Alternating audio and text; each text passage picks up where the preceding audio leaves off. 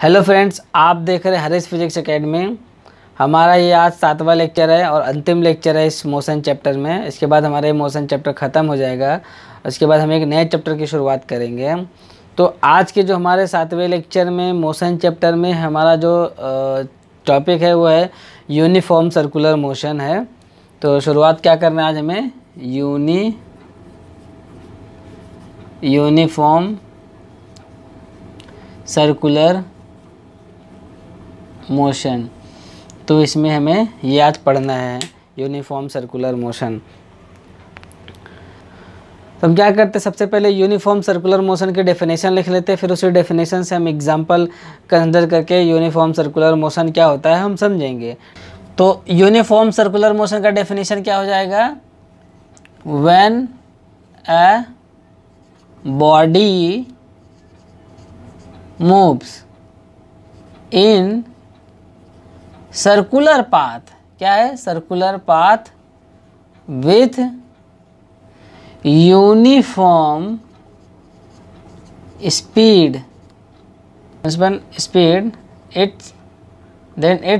then its motion is called the uniform circular motion. Uniform circular motion ये हो जाता है यूनिफॉर्म सर्कुलर मोशन का डेफिनेशन।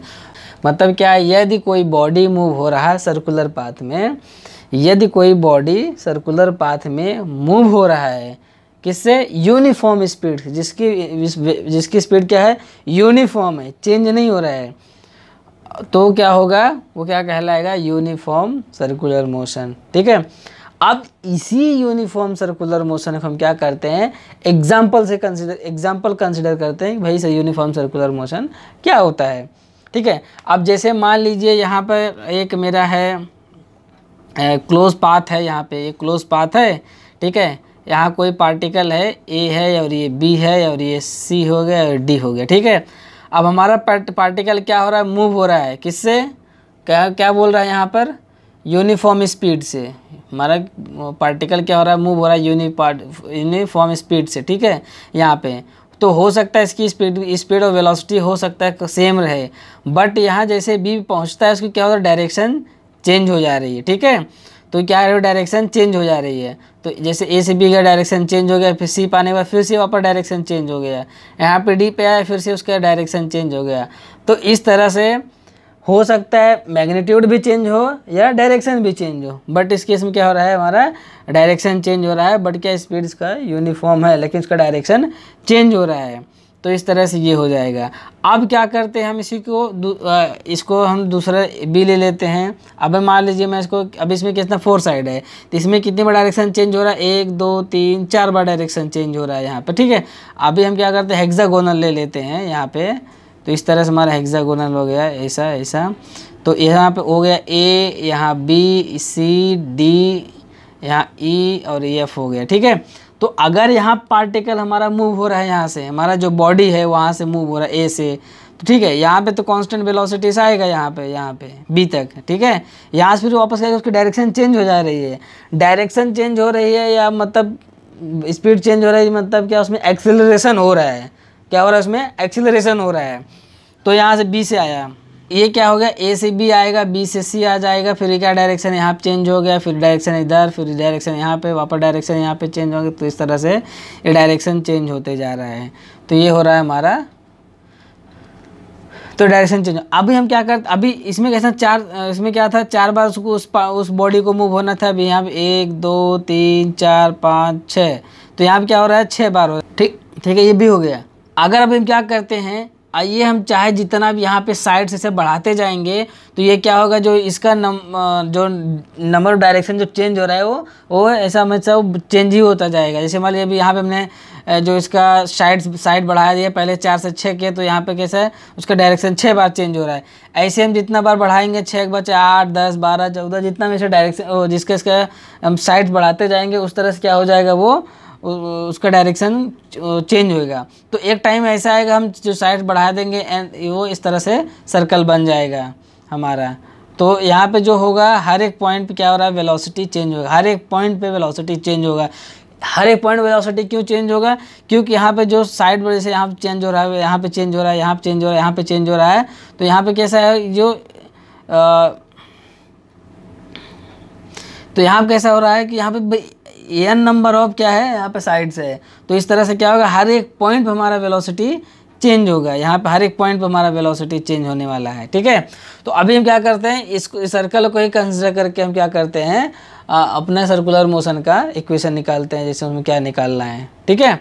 तो हमें क्या करते हैं, इसको अभी हम यहाँ से मिटा देते हैं। ये हमारा अभी यहाँ कोई यूज़ नहीं होने वाला है, तो हम इसको यहाँ से यूनिफॉर्म सर्कुलर मोशन है सब यहाँ से निकाल देते हैं। ये हो गया, ठीक है। अब हम क्या करते हैं, मान लीजिए क्या है, हमारे पास एक क्या है, यहाँ पे एक हमारे पास क्या है, एक धागा है जिसमें हमने यहाँ पे पत्थर वहाँ पे बांध दिया, ठीक है। अब धागे को पत्थर में बांध उसको हम लोग घुमाए इस तरह से यहाँ पे ऐसा गोला गोला, ठीक है। जैसे मान लीजिए हमारे पास क्या है, एक धागा है हमारे हाथ में, उसमें हमने क्या किया, छोटा सा पत्थर बांध दिया। उसके बाद हम क्या करें, इसको ऐसा गोला गोला घुमाएं या इसको ऐसा गोला गोला घुमाएं, ठीक है। ऐसा गोला गोला घुमाएंगे तो इस तरह से घुमाएंगे, अगर इस तरह गोला गोला हम घुमाएंगे तो जो इसकी वेलोसिटी होगी वो कितना होगी, तो उसकी जो वेलोसिटी कितना, मान लीजिए ये यहाँ पे आ गया, ये सॉरी हाँ, तो यहाँ पे ऐसा ये हो गया, उसके बाद ये यहाँ पे ऐसा हो गया, तो ये ऐसा यहाँ पे हो गया, यहाँ पे तो जैसे मान लीजिए हम उस धागे में पत्थर बांध के से घुमा रहे हैं और उसको हम छोड़ दिए, तो जो हमारा पत्थर किस डायरेक्शन में जाएगा, जैसे मान लीजिए हम ये पत्थर यहाँ बांध के घुमा रहे हैं, ठीक है, और उसको हम छोड़ दिए तो किस डायरेक्शन में जाएगा, तो वो क्या होगा, जैसे मान लीजिए हम ये इधर से घुमा रहे और अचानक से मैं यहाँ मतलब यहाँ पे मैंने छोड़ दिया, ठीक है, तो हमारा जो वेलोसिटी डायरेक्शन होगा ये इधर होगा, तो वो किधर जाएगा, इधर जाएगा। अगर मान लीजिए मैंने उसको घुमा कर रेंडमली मैंने इस पॉइंट पे छोड़ा तो इधर आएगा। इस तरह से हम यहाँ किसी भी पॉइंट पर अगर हम छोड़े तो क्या होगा, जैसे मान लीजिए हम यहाँ पे छोड़े तो यहाँ पे ऐसा होगा, तो क्या होगा, इसका एक टेंजेंट ड्रॉ हो जाए, जो टेंजेंट बनेगा वहाँ पे ये वाला ऐसा टेंजेंट ये होगा हमारा डायरेक्शन ऑफ वेलोसिटी होगा, ठीक है। अब जैसे कि हमें पता है, ये जैसे मान लो ये सर्कल है हमारा, सर्कल का जो ये समझने की थोड़ा और सेंटर में कर देते हैं इसको, हम यहाँ पे इसको रख लेते हैं हमारा ऐसा यहाँ पे, ठीक है, यहाँ पे ये हो गया, ठीक। अब ज़्यादा समझ में आएगा, ठीक है। तो अब मान लीजिए हमारा ये सेंटर है, सेंटर से ये अगर हम पूरा ऐसा कर देते हैं तो हमारा डायमीटर हो जाता है, और इसमें हमें क्या पता है, रेडियस पता है, तो इसको ये हमारा क्या है, यहाँ पे रेडियस है, यहाँ पे क्या है, सेंटर है, वो यहाँ पे सेंटर है, तो यहाँ पे हम लिख देते हैं रेडियस आर हो गया। अब ये जो पूरा ये जो डिस्टेंस ट्रेवल कर रहा है, ये क्या कर रहा है, जो ये पूरा जो डिस्टेंस है, ये क्या है, डिस्टेंस पूरा क्या है, ये सर्कमफेरेंस है, ये सर्कमफेरेंस ऑफ सर्कल ना, तो हो जाएगा सर्कमफेरेंस ऑफ सर्कल, ये क्या होता है, 2 पाई आर होता है। तो ये क्या होता है, 2 पाई आर में पता है, ये पता हो गया हमें। तो ये हो गया हमारा क्या, वेलोसिटी, ये क्या हो जाएगा, वेलोसिटी, ये वेलोसिटी हो जाएगा, ठीक। तो अभी हमारे पास रेडियस आर है, सर्कमफेरेंस 2 पाई आर है। अभी हमें क्या निकालना है, टाइम निकालना है, मतलब ये जो डिस्टेंस ट्रेवल करने में लग रहा है, टोटल टाइम कितना लग रहा है, ये टोटल जो डिस्टेंस ट्रेवल कर रहा है, जो हमारा ये बॉडी मूव हो रहा है, वो कितना टाइम लग रहा है, वो हमें फाइंड आउट करना है। तो उसके लिए हमें क्या करना पड़ेगा, इसको हम क्या करते हैं, यहाँ पे इसको निकाल देते हैं यहाँ पे। तो जैसा हमें पता है टाइम इज इक्वल टू क्या है, हमारा फॉर्मूला क्या है, डिस्टेंस अपॉन क्या होगा, स्पीड हो जाएगा, ये हमारा टाइम का फॉर्मूला है। तो यहाँ पर टाइम हो जाएगा, time is equal to distance कितना हमारा, सर्कमफेरेंस किधर है, इधर 2 पाई आर है, तो ये 2 पाई आर हो जाएगा।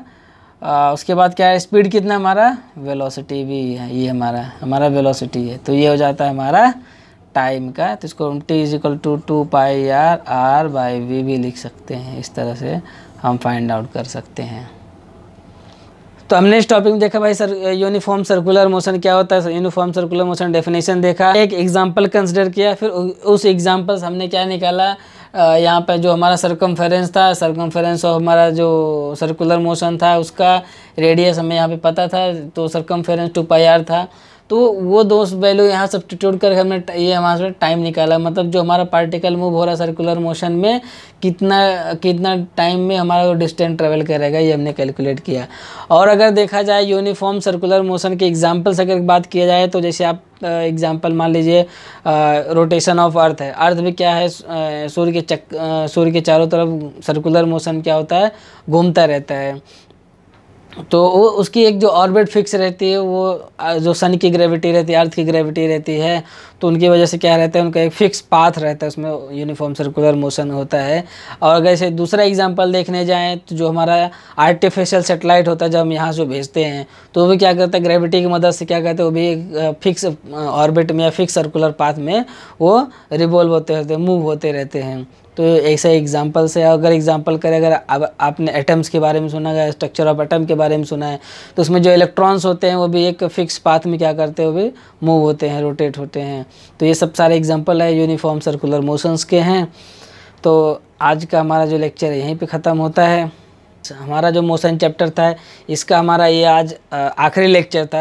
आज के बाद ये हमारा मोशन चैप्टर ख़त्म हो जा रहा है, इसमें कुछ टॉपिक बचा नहीं है। यदि आपको कुछ डाउट है इस चैप्टर से रिलेटेड, इस टॉपिक से रिलेटेड, आप हमें नीचे कमेंट करके बताइए। यदि आपको और प्रॉब्लम्स करने हैं इस चैप्टर से रिलेटेड, आप हमें नीचे कमेंट करके बताइए भाई किस टॉपिक से रिलेटेड आपको प्रॉब्लम्स करने हैं, किस टॉपिक्स को मैं और फिर से कवर करूं, आपका कंसेप्ट नहीं क्लियर, जो भी डाउट हो आप हमें नीचे कमेंट कर बताइएगा।